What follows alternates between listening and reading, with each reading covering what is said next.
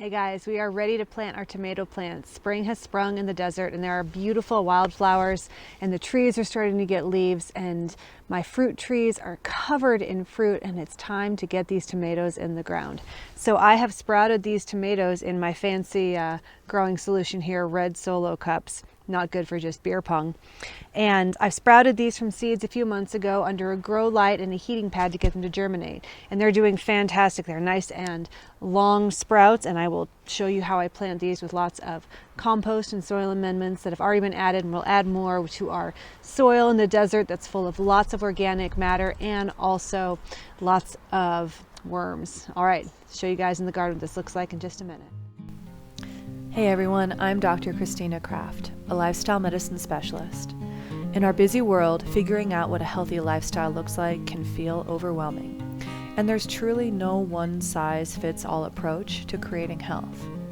On Handcrafted Life, we show you what well-being looks like for us, inspired by the principles of lifestyle medicine. Join us as we share our experiences, and maybe you'll find some inspiration to craft your own unique path to health and happiness. Hey, before we plant our tomatoes, I just found out that Eric told me that the baby chicks that we want, the golden sexlings, are at Tractor Supply. I love little fuzzy baby chicks. They're adorable. Baby chicks. So we're gonna go check them out and get some. All right. Time for a new batch. Okay, so we're getting the golden sexlings, but they have lavender baby chicks. Oh my god. There we go. These are the guys we're after. Very high production. Does well confined. We're gonna have them in a little spot. And I've read that they're really resilient to the heat, which is pretty important here in Tucson. And they're so cute. They're little fluff balls, little McNuggets. All right, guys.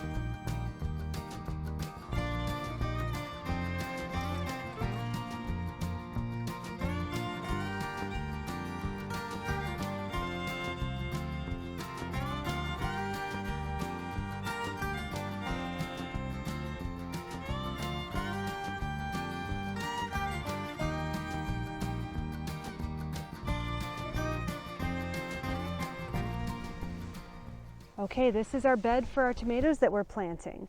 It goes all the way to the end there. I'm going to plant some in the bed behind me as well. So this soil is soil that we have been growing and amending, because you grow and amend your soil just like your crops, for a couple of years now. And we have these drip irrigation lines, which are really vital in the desert because we lose so much water. And down in here, you can see our soil. And it is rich and dark and clumps, and also has some sand in it. We don't have a lot of clay soil here. We have well-draining sand, so we have to add organic matter to it.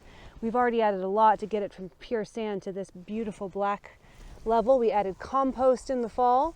I rested this bed. I let some chickens hang out on it for a while and eat some of the grubs, and then also poop on it some more, which is good for it. Today we're going to be adding a little bit more of our worm compost and our superfood organic fertilizer that's made in Tucson, as well as some chicken eggshells that have been crushed up. So let's get planting. So I'm going to find one of my holes in my drip line and plant the tomato right near that. And I'm going to dig a hole larger than the tomato seed is going to be, and I'm going to dig it in a little bit of a trough because we're going to plant these seedlings sideways. So if you look here, I've got a couple of seedlings in this very fancy red Solo cup. And I'm going to break this into two. All right, so I've got a single seedling here. I'm going to give that a little bit of a squish. Now on this seedling you can see there are a couple of different sprouts coming up the sides. We only want to keep the top few and plant the stem extra deep. So we pop off these. And there we go. We're going to plant the stem to about right here, partially sideways in the ground. That way all of these little micro fine hairs grow new roots and you have a stronger root structure before your tomato tries to grow leaves and fruit. So into the hole first goes a handful of our worm compost. It is full of coconut coir and our kitchen scraps and worms, lots of worms, worm eggs. We're also going to add a handful of our organic fertilizer mix made locally, which is nice, and a few crushed eggshells. Wonderful. I'm going to give that a little bit of a stir, and it's good to get your hands down in this soil. There's so many microbes that your body can absorb, good microbes, good bacteria, through touching the soil, and this is how you do it. So I've got my little ball of tomato plant here. I've popped off the extra leaves, and we are going to plant it mostly horizontal. And very carefully I'm going to add soil all around, underneath and over a lot of this stem. It will upright on its own, so I'm not going to worry too much about trying to push it upright at this point, although I can't resist myself a little bit. I think it's my recovering perfectionist tendency. It must look pretty when it goes in the ground. All right, doesn't have to, I'm just being silly. So once that's in the ground, we're going to pull some mulch around it and cover it up so that we retain that moisture. Now I'm also going to water these with some more inoculant afterwards, some more microbial inoculant, just to increase the beneficial bacteria, which increases the plant's ability to uptake nutrients from the soil when the right bacteria surround the roots. So I'm going to come down to this next spot and find my drip irrigation line. Oh, it's a little bit under my knees. I'm going to move this down so you can see this a little bit better. Okay, we're going to go right in here. I found another hole, drip irrigation hole, and we're going to plant this tomato right in here. So digging the soil. This is a double, so I might let this go for a little while, and the seedling that doesn't look like it's doing as strong after they've started growing in the ground, I will pop off and just let the strong survive. Okay, so we've got a good trough dug here. I'm going to add worm compost liberally, organic fertilizer around and in, and a little bit of eggshells for some added calcium. Okay, give that a stir and right down. Oh, we forgot to pop off our little extra leaves. Let's do that. Popping off the extra leaves. It's so hard to do this when you've been growing these plants for a while, but it makes them stronger for it.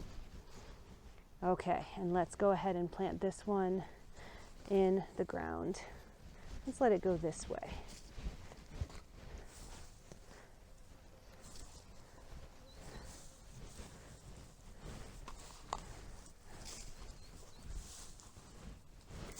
Okay, he is all tucked in, or she, ready for bed.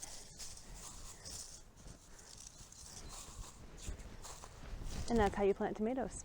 I'm going to show you how we water them right after this with some microbial inoculant in just a moment. What I'm also going to do is get some gloves on, and I have got some borage growing, which is right down here. And I've trimmed off some of this borage, and I'm actually going to lay the trimmings around the tomato seedlings. And the reason I'm going to do that is borage is a natural repellent for tomato hornworms. So if I can keep the tomato hornworms off even when they're babies, chances of them coming when they're babies are not high. But if I keep them off from the beginning by laying out their least favorite scented and flavored plant, then hopefully I give them a better chance and a better head start to succeed. So this is some of the borage that I just cut, and I don't know if you can get in close and see all these little hairs. And now I'm wearing gloves because those stick in your hands, and ooh, it doesn't feel good when that happens. So we're going to chop and drop some of this around some of our baby tomato plants. repels hornworms. And it also has pretty flowers. There's a blue and a white version. And I planted it around all of my tomatoes on purpose about 3 years ago. And now it comes up all over the garden, which is fantastic. I love volunteer plants. Plants that come up on their own, that I don't have to maybe and nurture, are strong and resilient. How can you be strong and resilient?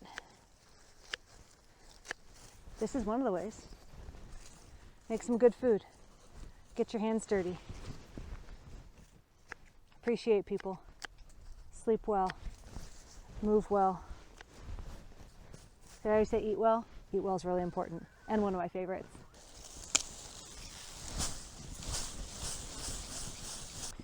All right, so I've been pulling out cilantro, but this is parsley, and it's trying to go to seed, so I'm going to pop off where it's trying to go to seed and keep it, because I can't seem to get enough parsley to grow lately.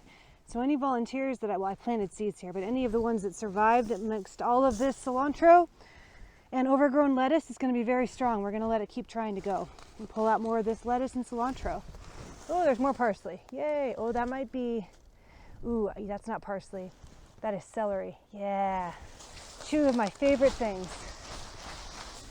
I'm shaking off the dirt from these roots because I don't want to lose the dirt. And I don't really like having to pull up the roots, but I've learned the hard way that if I do not pull up the roots on these, they start to just bolt and not even grow more good lettuce or cilantro. They just bolt right back up again.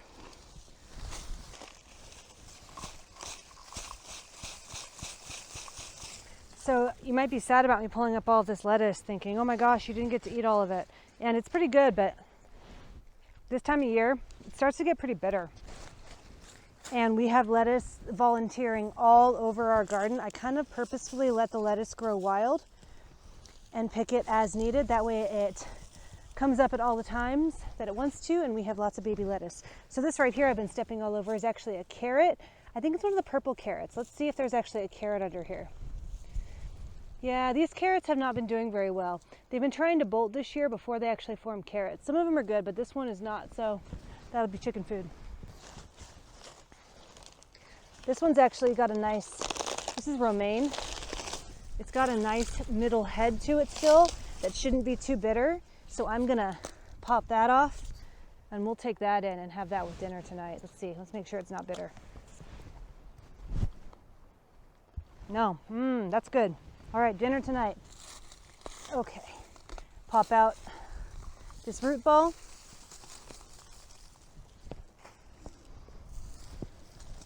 I've got spinach here, which I'll be harvesting in a little bit too.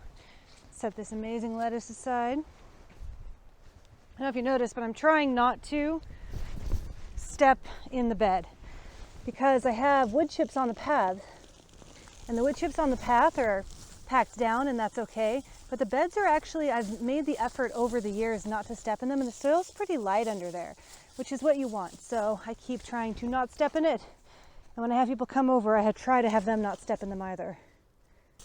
So all of this that I'm pulling up is going to go, I'm going to chop and drop some of it around the tomato plants I'm going to plant here, just as a little bit of extra fresh green mulch, which is fantastic for your garden. Also, it's going to repel pests because they don't much like the herbaceousness of cilantro. Must taste like soap to them too. But a lot of it's going to go into the compost to be part of next year's food for the next year's crop of plants in the garden. Okay, we've got some good space here. I'm going to leave some of that greenery that you still see. That is a big head of celery and some lettuce that I'm going to feed to my chickens probably tomorrow.